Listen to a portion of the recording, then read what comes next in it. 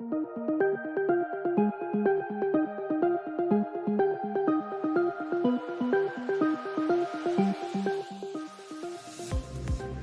to week number 12. Our focus this week is to look at how supervisors view teaching and learning, and how do they assess whether or not students have learned the material being covered in class. There's a short educator profile video that follows, and a second video from a TED Talk series on what makes a good teacher.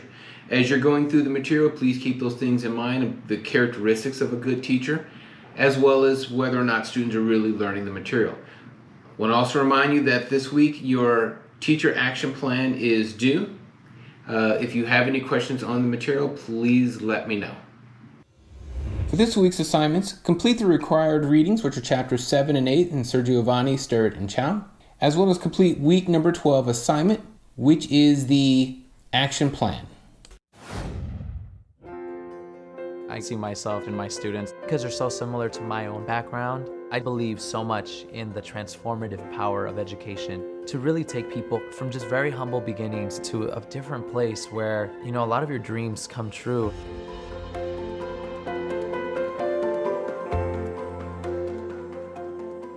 Sometimes the students will share their life experiences with me, and I really just get transported back to when I was that age.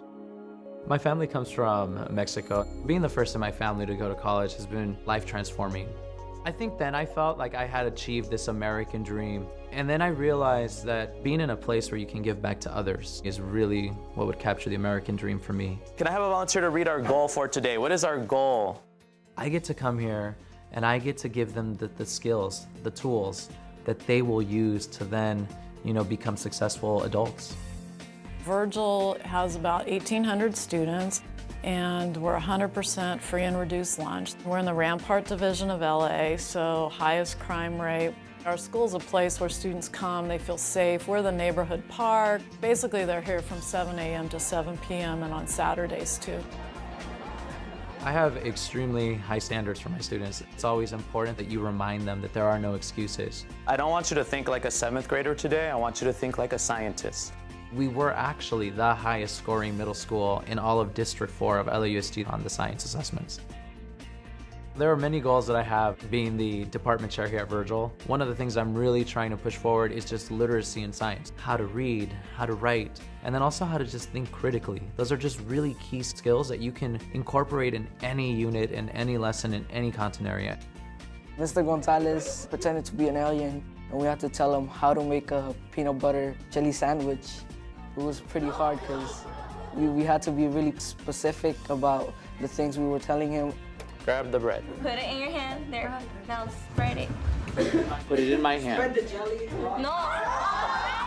You have to be a good writer to be a good scientist. If you're not a good writer, things won't go out right.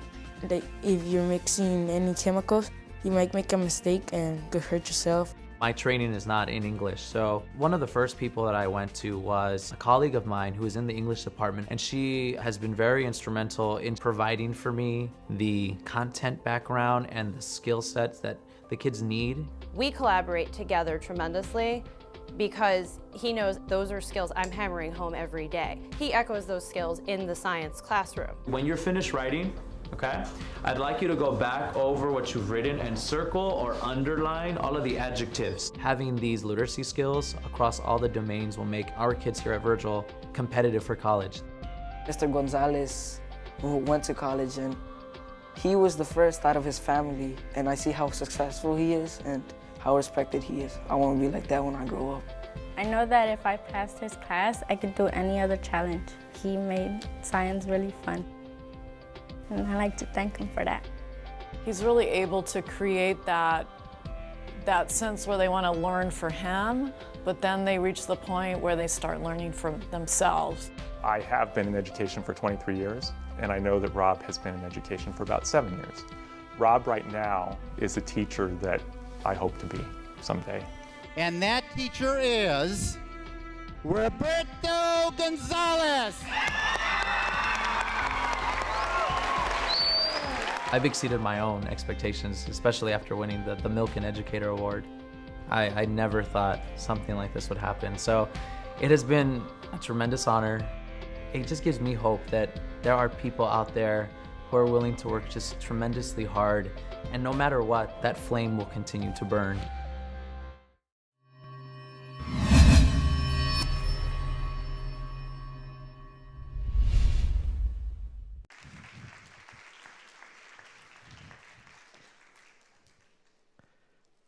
I'm obsessed with the question, what makes a good teacher great?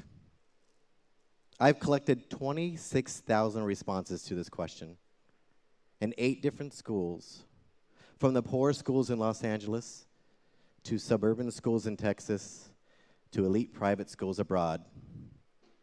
And after 24 years of teaching students, I'm still perplexed by this question.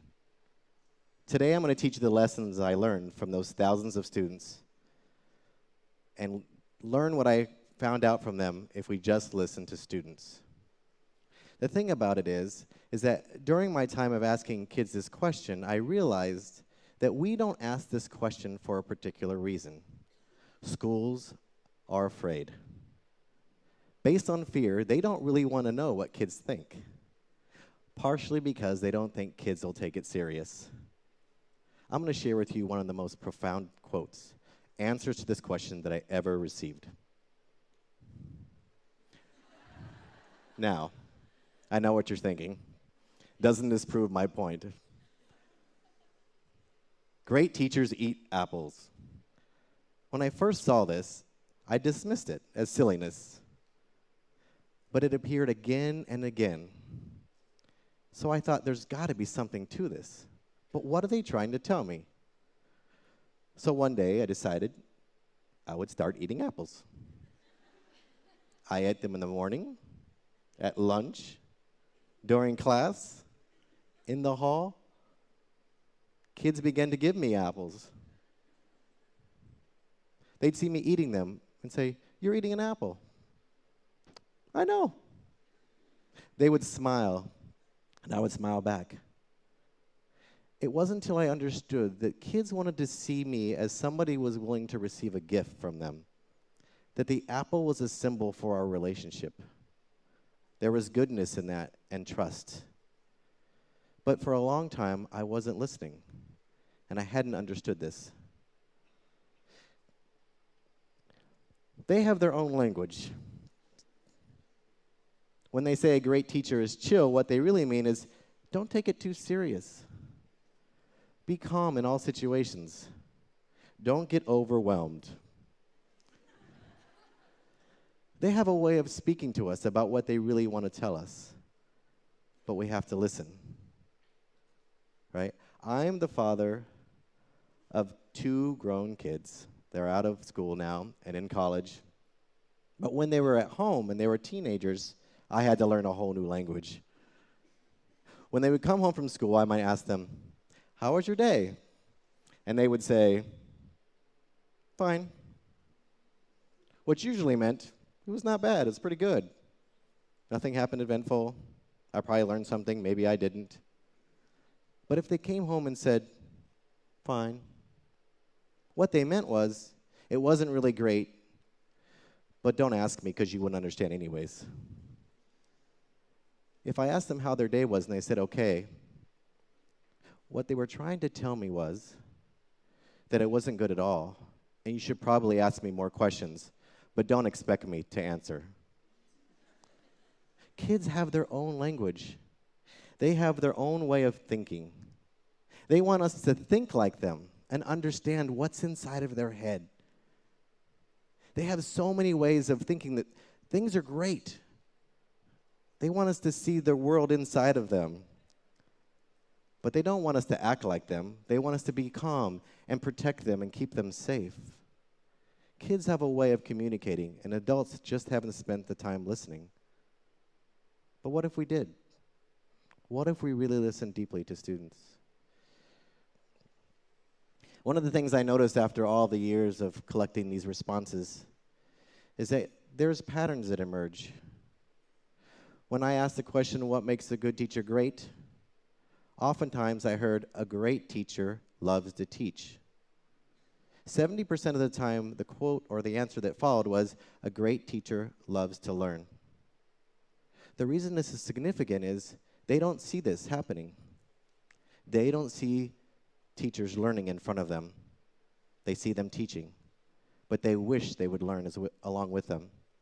Think about it. Principals hire teachers to be content experts, to have all of the knowledge, not to be learners. But what if they did? What if you showed up in the classroom and the teacher had something prepared and said, I don't know exactly what we're going to do today, but I can't wait to learn with you. Or that they saw their teacher struggle through something they didn't actually know and then eventually discovered the answer. Kids want to be inspired by this idea that learning is important, but they don't see it in schools. When I saw this quote, a great teacher isn't a teacher, I actually was a little bit offended. What do you mean? I'm a teacher. They're like, we know. What they were trying to tell me is, a great teacher isn't in the classroom. Think about it. Think about a time that you have some enduring understanding, a time when you learned something that you still remember and use to this day, like throwing a baseball or riding a bike. I remember learning to ride a bike from my mom when I was 5 years old. She took off the training wheels of my bike. She got behind me and began to push. And we ran until she finally let go and I began to ride a bike. That's what I did. That's how I learned to ride a bike. I can still ride a bike to this day from that moment. But can you imagine if I tried to learn a bike from my mom in a classroom, what it would look like? Son, first, you need to learn all the parts of a bike. There's pedals and a crank, and there's a chain that turns the wheel. You have to give significant force. Once the force has enough momentum and you can keep your balance, that's how a bike works. I want you to learn all the parts, be able to label them and draw them. Then you're going to learn and write a research paper about the history of bike riding. All the important elements, the adventure, the developments of bikes. And at the end of that, you're going to take a final examination. If you pass and get an A, you can ride a bike.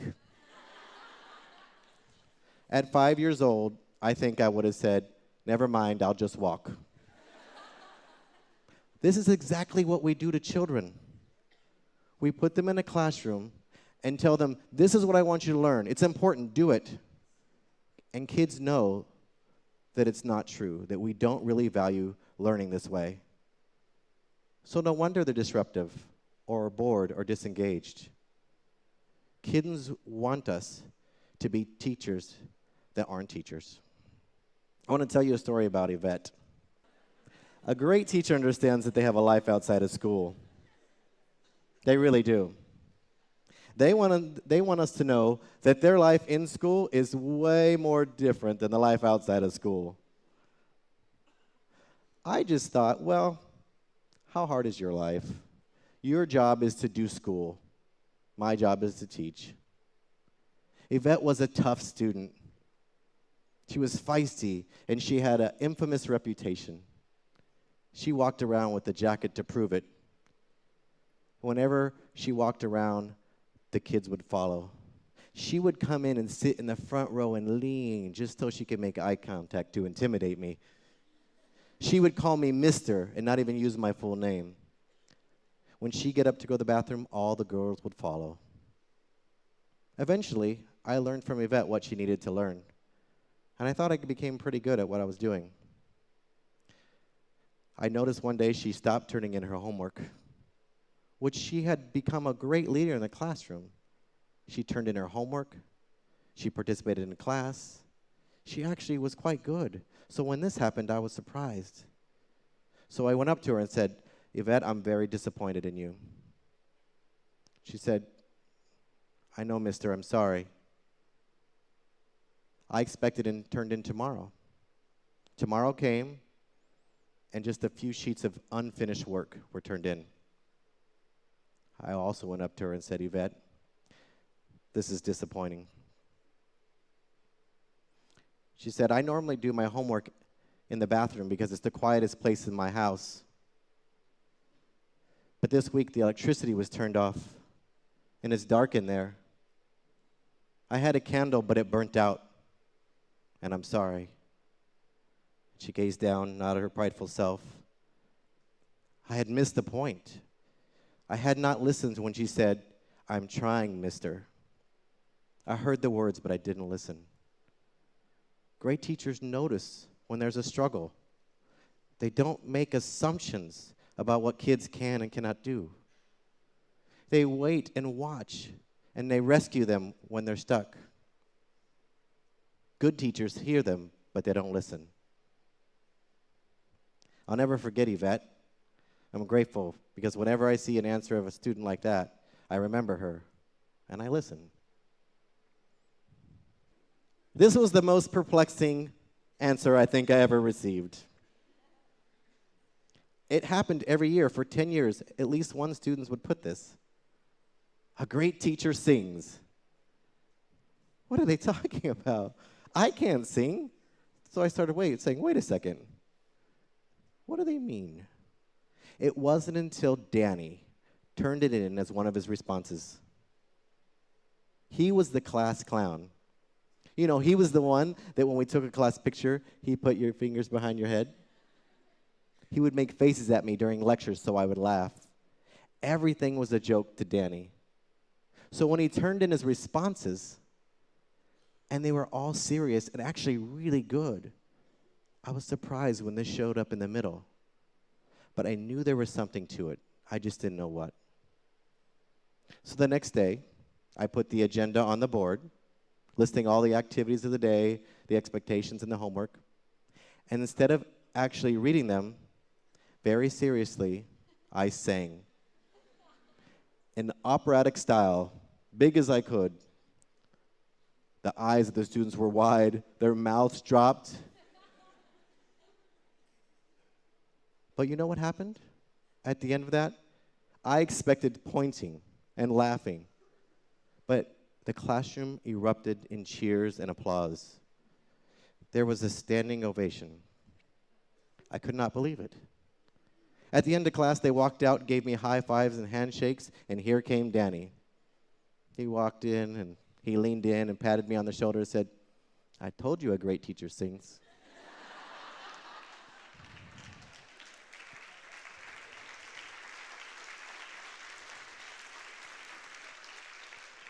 Great teachers make themselves humble before their students. They take risks. They put aside their fear to try. They trust that they're going to be supported if they fail.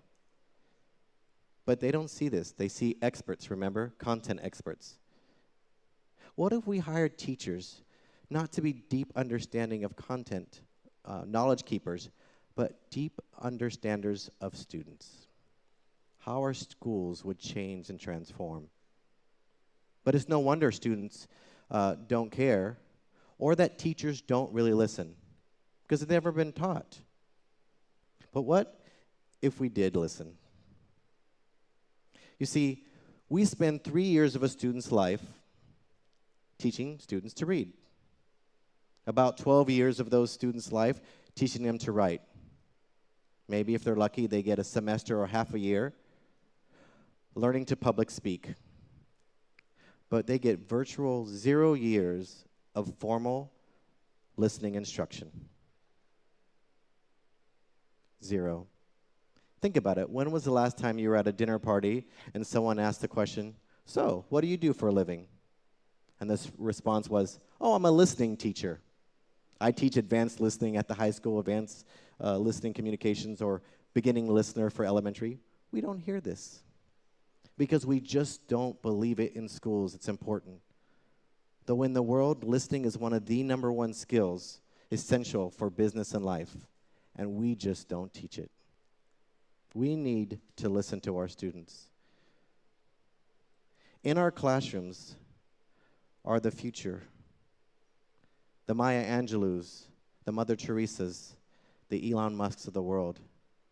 And can you imagine if we took the time to ask those students what would make a good teacher great? And then we actually listened. We could transform schools and education.